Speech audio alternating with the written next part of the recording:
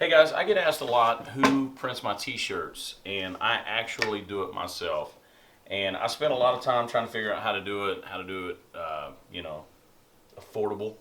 It's t-shirts can get kind of expensive, and if you're like me, an independent artist, it's extremely important to keep your costs low and to make as much profit off of a t-shirt sale as possible. So this was something that I wanted to do for a long time, and I had done a lot of research on it, and I couldn't really decide how I wanted to do it because there's a lot of options to print a t-shirt. And I ended up, after doing a little research on screen printing, I was in Michael's one day and I saw like they sold a kit for beginners to print a t-shirt. Ended up buying one of their screens, one of their squeegees, some paint, and I built this table just out of scrap wood in my backyard. It's nothing fancy, obviously, but it's sturdy and it works great for what I need. Now, you'll have to come up with a logo. This is my face that I literally we took a picture of my face at this angle and I flashed it into a negative, and then I printed it out on a piece of paper, figured out the size that I wanted, and I took an X-Acto knife, just one of these like this, just an X-Acto knife, and I cut that out of this black construction paper. And another thing that you'll have to have is this, the emulsion liquid. Yeah, photo emulsion liquid. And that is how you make this. This is the screen with my logo on it. It's the one that I use for the shirts. You can see the shirts back here. There's a whole process on how to do this. It's pretty simple. I have a little lamp that's normally right here. It's right there lighting this scene. But I put a 150 watt incandescent bulb in it that simulates UV. And you put it in there and you put your design on there. I have my name. I just printed this on clear paper, translucent paper with black ink, and that's my name. And then literally put a piece of glass on top of that, and you point the light at it, kind of lift this up just a little bit, and the light will cook everywhere around that's not covered. Once you're done, you take that off. Just a little bit of water and a real soft bristle toothbrush will actually wipe away the old emulsion, or the emulsion that wasn't treated with the light. And that's how you make these screens. Like I said, there's 1,000 ways to make these. Everybody has precise amounts of time. Mine was about 45 minutes. That's how long I exposed it to light. There's a million different ways to do this, and people will tell you this is right, this is wrong, whatever. I did it. I've made a couple of them, a couple different ways. They both work just fine. This screen right here has probably made 150 t-shirts. It's starting to get a little worn on the edges, and you can kind of tell that it's made a lot of shirts. But other than that, it's worked great. We buy the Gildan shirts at Staples. These are $3.99 typically, but there's always a sale on these shirts, and so usually they're around $3 to $3.33 or 3 for $9. It's just, they have weird sales, but they're almost always on sale, and so you can grab these. And these are good quality shirts, and they have all kinds of different designs, different styles. They have like this baseball tee, the red and white. They have blue and white, just the different colors. And I think you can get online and order hoodies and things like that if you wanted to. And so that's everything you'll need. So in this next clip, I'm going to show you how to actually print a shirt. Okay, so just going to step by step how we do these shirts at home. It's not, like I said, there's probably going to be people that see this that do this for a living and be like, oh God, no. But it is what it is, and we have made a lot of these shirts, and not had any problems at all.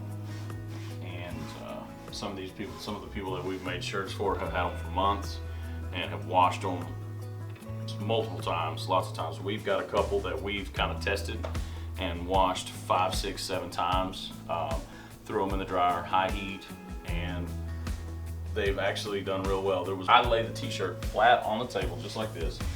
Just gotta iron it out. Now I eyeball how much or where to put my screen.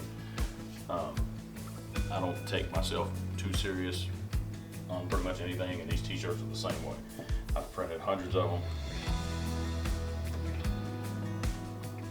Just by eyeball, just like that. So I just take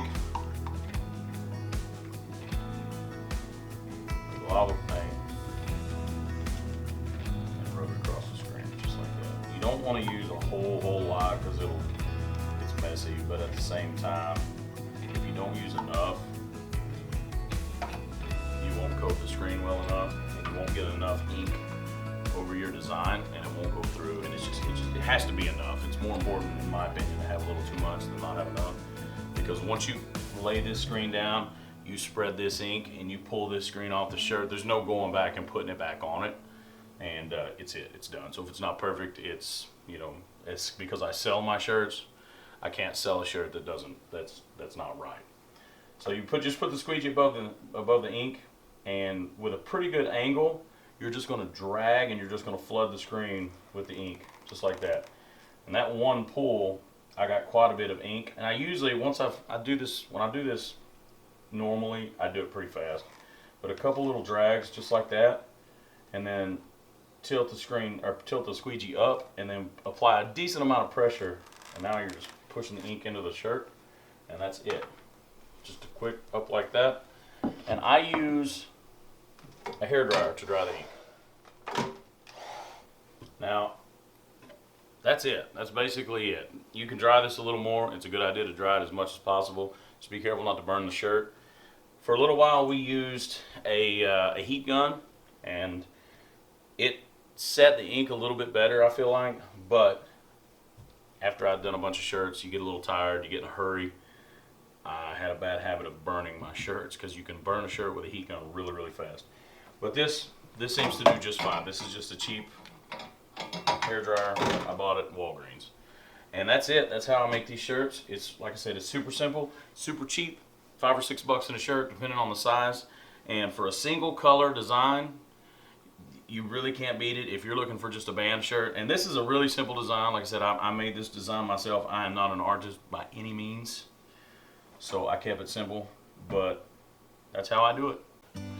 Hey guys, thanks for watching the video.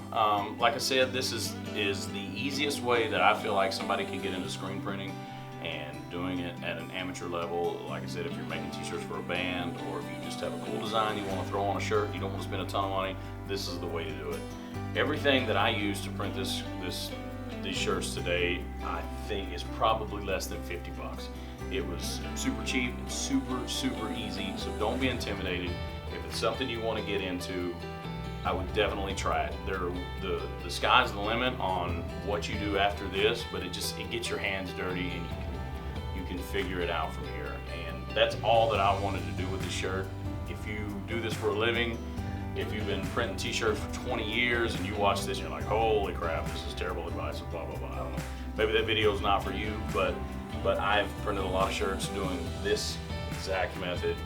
Some of them are months old that have been washed and worn many times and tested and dried and all that stuff, and they've held up excellent. So this is definitely an option for somebody who just wants to get into it. And like I said, the sky's the limit. After that, you can do whatever you want. That being said, appreciate you guys watching the video. Don't forget, you can find me on isaacmatthews.com. You can buy my shirts there, the shirts that you've seen in this video.